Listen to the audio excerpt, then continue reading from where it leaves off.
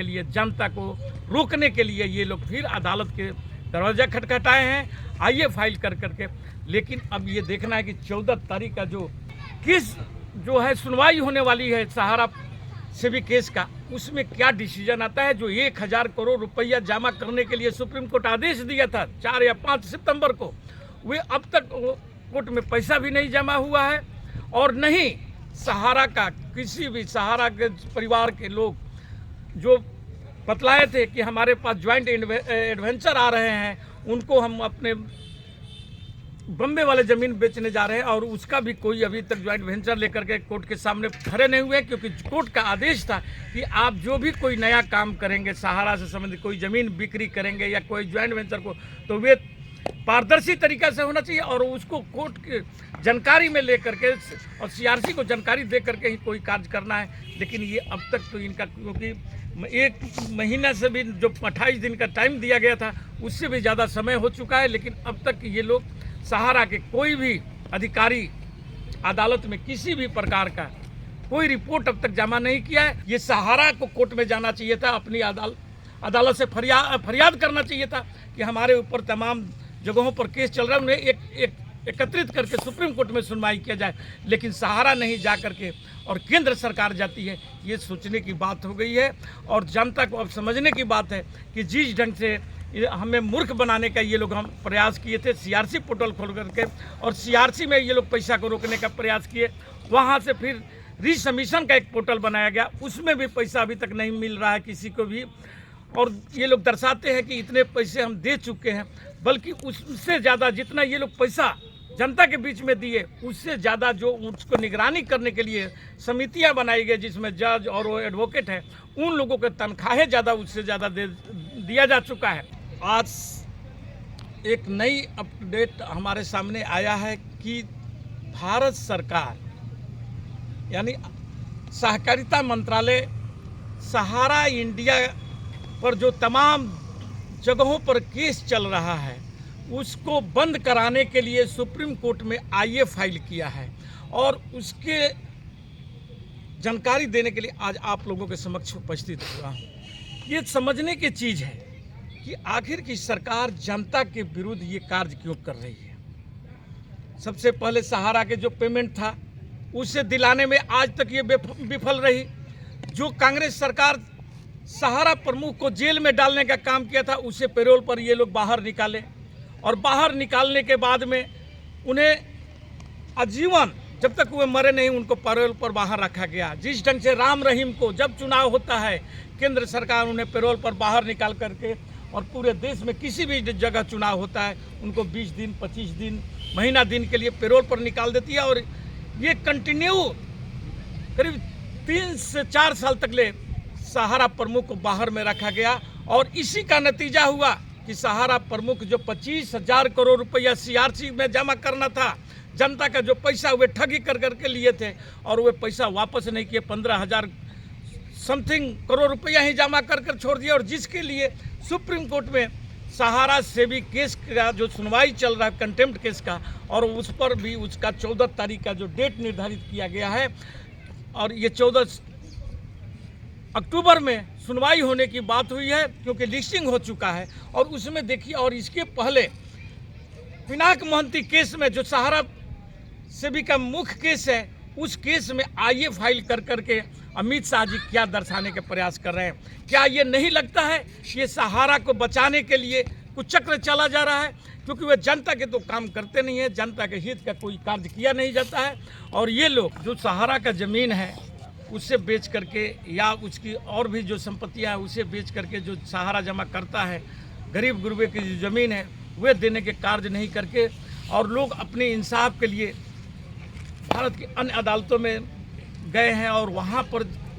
उस में लोग केस किए हुए सहारा के खिलाफ में, और उसको बंद कराने के लिए यदि ये केंद्र सरकार जो आईए फाइल किया है इसका विरोध करने के लिए अब जनता को सड़क से लेकर के अदालत तक का दरवाज़ा खटखटाना होगा, तभी जाकर के ये सरकार जो है, घमंडी सरकार जो है, जो पूंजीपतियों की सरकार है, जो जनता के कार्य नहीं कर करके इन पूंजीपतियों को कार्य करती है, कॉर्पोरेट जगत का ये सारे कार्य के लिए आगे आती है, और इनके खिलाफ में बिगुल फूंकना अब जनता को बहुत ही ज़रूरी हो चुका है। और इसके बारे में तमाम सोशल मीडिया पर लोग आह्वान भी कर रहे हैं कि जनता को अब सामने आना होगा और इस सरकार को, जो मोदी सरकार है, जो सहारा को बचाने का प्रयास कर रहा है, ये इनके खिलाफ अब एकजुटता के साथ सहारा जमाकर्ताओं को, सहारा इन्वेस्टरों को आना ही पड़ेगा। क्योंकि अब ये बात तो समझ में आ चुकी है कि ये आपका हित का कार्य कभी नहीं कर सकते हैं। ये हमेशा उन पूंजीपतियों को, क्योंकि उनसे इनको चंदा मिलता है, उनसे इनका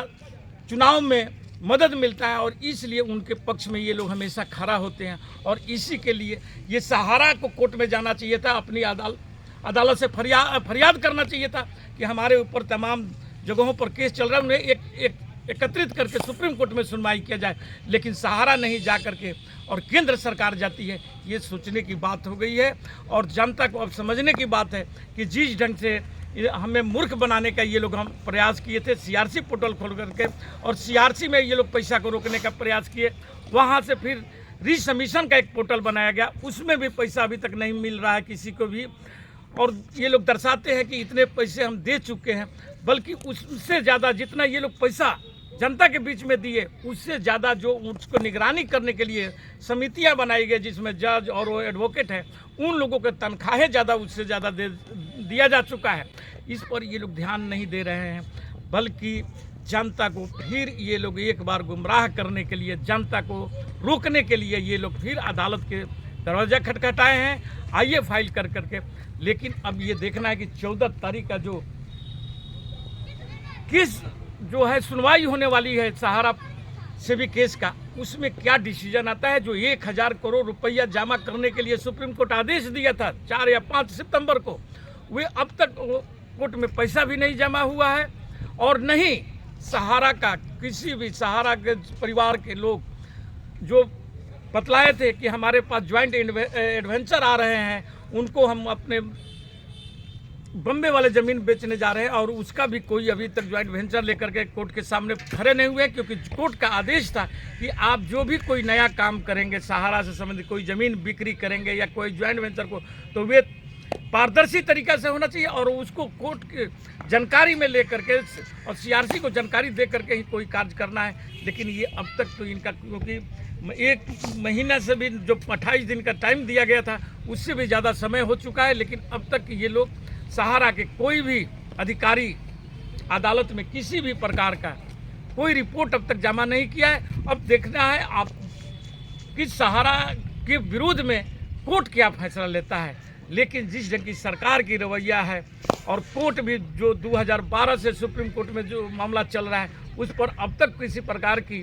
फैसला नहीं हुआ, ऐसा कोई फैसला नहीं हुआ जिससे कि जनता को मदद मिले, जनता को राहत मिले, उनके पैसा वापस हो। लेकिन अब लास्ट समय है 14 तारीख का, और यदि वह 14 तारीख में यदि ये फैसला नहीं आता है, तो अब जनता को फिर से एक बार सड़कों पर आना होगा और इनके विरुद्ध सरकार के खिलाफ में आंदोलन तेज करना होगा। तभी जाकर के हमारे जो भी सहारा के इन्वेस्टर है, सहारा का जमा करता है, उनका पैसा वापसी का कोई मार्ग बन सकता है। लेकिन इस सरकार में तो मुझे नहीं लगता है कि ये लोग किसी भी ढंग से पैसे वापसी का बारे में सोच भी सकते हैं, क्योंकि इनका जितना कार्य हो रहा है वह सहारा के पक्ष में ये लोग डिसीजन ले रहे हैं, सहारा को बचाने के पक्ष में काम कर रहे हैं। सहारा का वो जो बैंक खुलवाने का, जो कि इनका नॉन बैंकिंग था, उसको बैंक में तब्दील करने का भी ये लोग कुछ चक्र चल रहे हैं, जिसका कि रिपोर्ट बहुत जल्द आप लोगों के सामने आएगा, जिसको हम अपने चैनल के माध्यम से आपको अपडेट किया जाएगा। इसी के साथ अपना वक्तव्य समाप्त करते हैं। जय हिंद, जय भारत।